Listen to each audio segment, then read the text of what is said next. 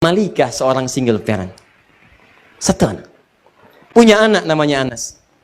Beliau melihat, yang satu ke majlis Nabi, yang satu ngintip-ngintip. Anak saya, nggak usah nunggu, nggak usah ngintip, datang ke rumah Nabi. Digandeng, dibawa, disampaikan. Ya Rasulullah, ini anak memang kelihatan masih kecil, tapi dia punya kemampuan kuat. Tolong jadikan pembantu Anda. Tolong jadikan pembantu Anda. Nanti kalimat ini akan ditiru oleh orang-orang setelahnya, untuk mencari celah bagaimana caranya anak ini bisa dekat dengan ulama. Maka cara paling mudahnya bawa ke rumahnya supaya mempelajari semua apa yang ada dalam rumahnya. Jadi kalau di luar rumah cuma lihat di luar saja, tapi kalau di dalam rumah kan kelihatan semuanya.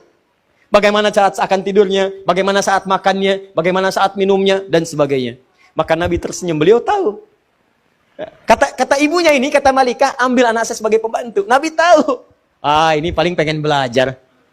Pengen belajar. Kata Nabi, ya dia boleh membantu saya. Datang ke rumah. Belajar di rumah Nabi.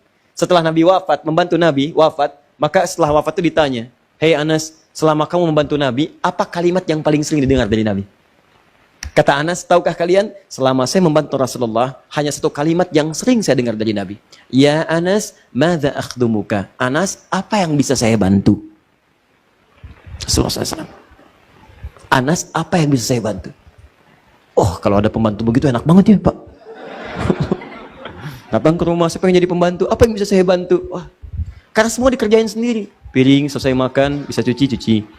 Ada yang kemudian sobek, jahit, bisa jahit sendiri itu. Ya, itu yang luar biasa. Dan Anas kemudian meriwayatkan hadis yang sangat banyak setelah peninggal Nabi SAW. Poinnya adalah, kenapa mereka berlomba mengejar itu semua? Karena ada janji yang disebutkan oleh Allah, derajatnya akan diangkat, dekat dengan Allah, dan rizkinya akan dijamin. Begitu rizki dapat, bukan cuma dunia, akhiratnya kebagian. Kalau para sahabat nggak mikirin dunia, Pak, dunia itu udah selesai. Maksud saya, mereka sudah paham, ini dapat, gak ada masalah. Yang mereka pikirkan akhirat. Makanya ketika dititipkan anaknya, investasi terbesarnya akhirat. Tapi Anda tahu nggak? Orang yang mendapatkan akhirat, udah otomatis dunianya dijamin. Itu rumusnya. Sederhana, jika kalau akhirat dapat, dunia pasti akan dapat. Akhirnya apa yang terjadi? Orang-orang setelahnya, maka menyiapkanlah misi ini, ditempuh kemudian jalan ini, maka orang-orang sepeninggal Nabi, sahabat menyiapkan. Sahabat mewariskan, tabi'in mengikuti. Tabi'in mengikuti. Maka muncullah orang-orang hebat setelah zaman sahabat, untuk mengejar keutamaan dari Al-Quran ini, bagaimana caranya? Hidupnya bahkan suami sudah nggak ada, single parent, sendirian, harta terbatas. Berpikir bagaimana caranya, ya Allah, dunianya nyaman, akhirat dapat banyak pahala. Maka rumus pertama ditempuh. Imam Asy-Syafi'i punya seorang ibu. Begitu lahir kemudian tumbuh berkembang di Gaza, sekarang di Palestina, wafat ayahnya. Itu sendirian bu, single parent. Berjuang bagaimana cara mendapatkan ketenangan dalam rumahnya, plus mendapatkan pahala akhiratnya. Maka diputuskan anak saya mesti menjadi ulama. Jadi ulama. Maka dididik oleh beliau. Nih, rumus cepatnya. Perhatikan baik-baik. Dicari orang-orang yang hebat di masanya. Siapa ulama yang bisa mendidiknya? Dititipkan di situ. Begitu kemudian mau belajar, gendong. Sampai mendengar puncak ilmunya ada di Mekah pada saat itu. Maka berangkat beliau membawa anaknya ke Mekah. Jalan sampai dengan ke Mekah. Dititipkan di kalangan para ulama. Setelah tumbuh remaja, Imam Syafi'i diutus. Syafi'i, saya mendengar imam paling bagus sekarang perkembangan ilmu ada di Irak. Kamu berangkat ke Irak. Semua dilakukan untuk bisa menjadikan anaknya menjadi seorang alim. Apa yang terjadi? Ibunya berusaha, jadi ulama. Begitu kemudian tumbuh berkembang, jadi remaja, hafalannya kuat, siap menjadi seorang alim. Kata ibunya berangkat ke Irak, di sana sedang muncul perkembangan ilmu. Begitu berangkat ke Irak, teman-teman, apa yang terjadi? Setahun, 2 tahun, datang rombongan ulama Irak, berhaji ke Mekah. Ulama-ulama Irak datang ke Mekah berhaji. Begitu berhaji, yang disebut semua Syafi'i. Qala Muhammad bin Idris Syafi'i. Nyampe itu suara ke telinga ibunya saat di Mekah. Begitu mendengar, segera disusul. Itu siapa Syafi'i katanya? Siapa Syafi'i? Kata ulama-ulama Irak ini, dia adalah seorang anak muda yang luar biasa. Dia asalnya dari Mekah sini. Bahkan ibunya ada di Mekah katanya. Ibunya ada di Mekah. Saya dari Mekah sini. Sekarang sedang di Irak. Dia menjadi panutan ulama nomor 1 di Irak. Asy-Syafi'i. Kata ibunya, tahukah engkau Syafi'i itu anak saya?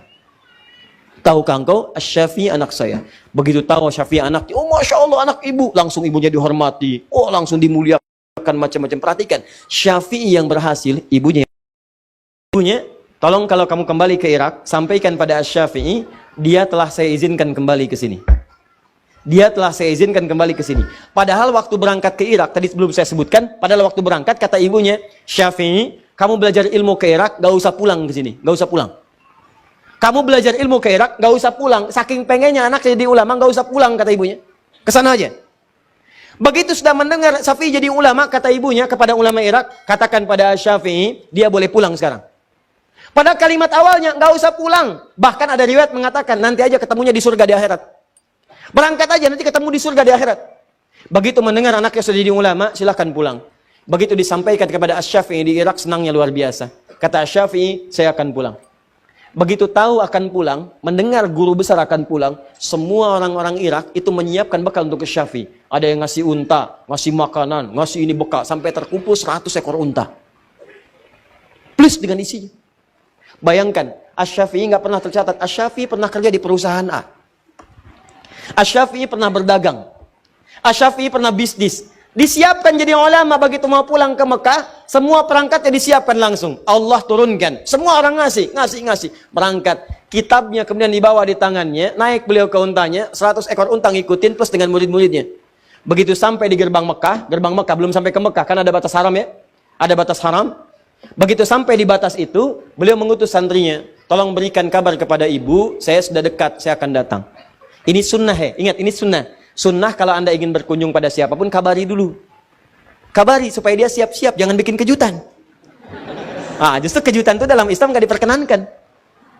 Oh, nggak pakai iya. Supaya orang itu nggak repot, tiba-tiba anda datang, dia kan merasa nggak enak gitu. Ya, jadi kalau bisa tuh sampaikan, agak dekat-dekat nggak apa-apa, saya di jalan nih mau berkunjung, itu sunnah. Sunnah sampaikan, supaya dia bisa siap-siap. Begitu diutus santrinya datang kepada ibunya, diketok, disampaikan, siapa kamu? Saya muridnya Syafi'i. Beliau sudah di perbatasan akan datang ke sini, menemui ibu. Syafi'i bawa apa? Masya Allah bu, Syafi'i jadi orang hebat. Sekarang begitu datang, orang ngirim-ngirim unta. Ada 100 ekor unta dengan beliau, lengkap dengan isinya. Saya suruh dia ke Irak untuk belajar, bukan cari unta. Bilang sama Syafi'i, gak usah datang ke sini, balik lagi ke Irak. Bilang sama Syafi'i, gak usah datang, balik lagi. Muridnya bengong. Balik lagi, ketika bertemu Imam Syafi'i disampaikan, Syekh, gimana tadi? Kata ibu, balik lagi ke Irak. Balik lagi. Kamu bilang apa sama ibu saya? Saya bilang, Syekh udah jadi Syekh besar, ulama besar, datang dengan 100 ekor unta. Kamu salah. Kenapa kamu bilang begitu? Maka diutus lagi yang lain, kamu datang ke ibu saya, kalau tanya, bilang, Syafi'i telah bawa kitab. Datang dari Irak, bawa kitab. Dan saya katakan, berikan semua unta ini, semua sedekahkan untuk orang Mekah yang membutuhkan. Berikan semuanya. Maka Syafi'i perintahkan 100 ekor unta itu dengan semua isinya dibagikan ke orang-orang Mekah, disedekahkan. Tinggal satu kitab dengan beliau di tangannya. Katakan pada ibu saya, Syafi'i datang pulang dengan membawa kitab di tangannya, nggak bawa unta lagi. Datang muridnya, begitu datang ke ibunya, Bu, kamu siapa? Santrinya Syafi'i. Saya kan tadi katakan, pulang ke Irak, nggak usah ke sini. Bu, Syafi'i udah nggak bawa unta, cuma bawa kitab di tangannya. Oh, kalau begitu silahkan pulang. Maka Syafi'i datang, membawa kitab di tangannya, jadi ulama besar, dan fatwanya ditunggu-tunggu. Maka sejak saat itu teman-teman sekalian, apa yang terjadi? Ibunya sejahtera, kehidupannya pun tenang, dunianya nggak difikirkan, semuanya dijamin. Allah langsung yang jamin, sangat dekatnya dengan Allah. Mau makan, makanan sudah ada, semua ragamnya ada. Mau minum, jenis minuman sudah ada yang halal-halal. Mau berangkat, kendaraan sudah ada. Nggak pesan, tiba-tiba kendaraan datang. Bayangkan, akhiratnya dapat, dunianya dapat, dan hidupnya pas butuh ada, pas datang. Mau haji, jalan akses dibuka semua. Yang datang ulama besar, akses dibuka semua. Mau berangkat, pengawalan ada, nyaman, gak usah repot, gak usah macam-macam. Alim ulama. Begitu melihat demikian suksesnya, ditiru oleh ibu yang lain. Ibunya ini adalah ibu seorang nanti muridnya Asy-Syafi'i yang kelak jadi ulama besar juga. Lahir tahun 163 Hijrah. Ibunya ini juga single parent, punya seorang anak namanya Ahmad, punya bapak namanya Hambal, dikenal dengan Ahmad bin Hambal. Ahmad bin Hambal itu Imam Ahmad muridnya Imam Asy-Syafi'i yang kelak kemudian jadi ulama besar, hafal 1 juta hadis. Imam Ahmad sama. Itu jangan dikira ibunya itu kalau musim dingin malamnya, itu bu, masak air bu malam-malam, single parent ibu bayangkan. Masak air, diangetin, anak diwuduin dulu, begitu sudah wudu, digendong, diantar ke majelis ilmu, ibunya nungguin di luar, selesai bawa lagi, investasi itu begitu anaknya jadi, dewasa, senang semuanya. Bukan cuma anaknya, ibunya dapat, saudaranya dapat, kerabatnya dapat. Lihat sekarang. Perhatikan ketika seseorang menjadi alim ulama. Fokus, lihat baik-baik. Jangankan ulama lah, jadi ustadz aja. Begitu seorang jadi ustadz, lihat. Bukan cuma ustadznya yang ditunggu. Ibunya dicari tahu siapa ibunya. Siapa bapaknya. Setiap yang dekat dengannya jadi akses. Kakaknya, adiknya, kerabatnya, tetangganya.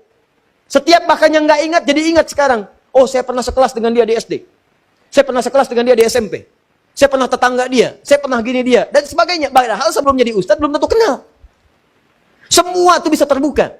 Dan yang paling dahsyat teman-teman sekalian, begitu anak Anda masuk dalam kategori alim ulama, maka semua kebutuhan dunia akan dicukupkan oleh Allah. Ringan.